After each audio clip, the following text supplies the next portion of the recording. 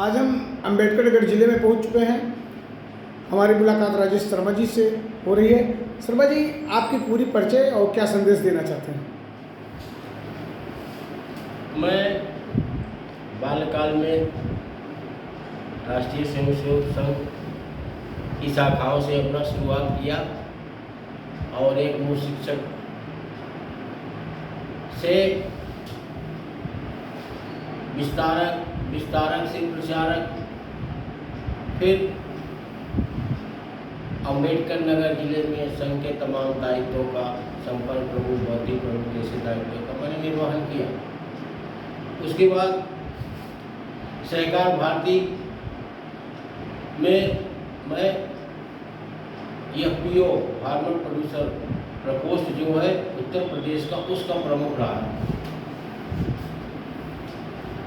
तत्परांत फिर 3 वर्ष तक सहकार भारती के स्वयं सहायता समूह का राष्ट्रीय प्रमुख भी रहा और वर्तमान में श्री क्रेडिट कोऑपरेटिव सोसाइटी जो उत्तर प्रदेश की एकमात्र स्टेट लेवल की सोसाइटी है, उसका सभापति हूँ।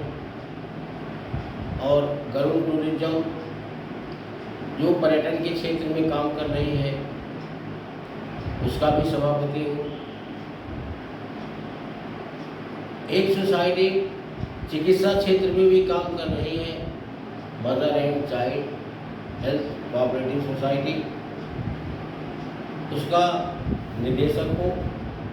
और एक सोसाइटी भारतीय क्रीड़ा के ऊपर बनाई गई भारतीय क्रीड़ा कोऑपरेटिव सोसाइटी अयोध्या मंडल, उसका भी डायरेक्टर है। सर, क्या संदेश है आम जनमानस के लिए, श्रोताओं के लिए? क्या संदेश है जनता जनार्दन के लिए? सहकारिता भारतीय संस्कृति की ही देन है और उसका एक अंग है। हम आज तक सहकारिता के बल पर ही मजबूत रहे हैं और हमारा एक ही उद्देश्य है कि आज इस दौर में हम प्रत्येक व्यक्ति को सहकारिता से जोड़ दें। और मेरा मानना है कि सहकारिता एक दूसरे के सहयोग में ही सबका भविष्य उज्जवल है। इसी निमित्त मैं इस कार्य में सतत लगा हुआ हूँ। सहकारिता में जुड़ने के लिए क्या क्या आवश्यकताएं पड़ती हैं? कौन कौन कागज लगता है और क्या योग्यता होनी चाहिए? सहकारिता में जुड़ने के लिए कोई कागज नहीं है। सहकारिता मतलब ही एक दूसरे के सहयोग। आप हमारा सहयोग करिए, हम आपका सहयोग करें, यही सहकारिता है। ये तो हमारे संस्कृति की एक धरोहर थी सहकारिता। सदियों से हम उसी का पालन करते चले आ रहे हैं। यहाँ जुड़ने के लिए किसी भी कागज की कोई जरूरत नहीं है।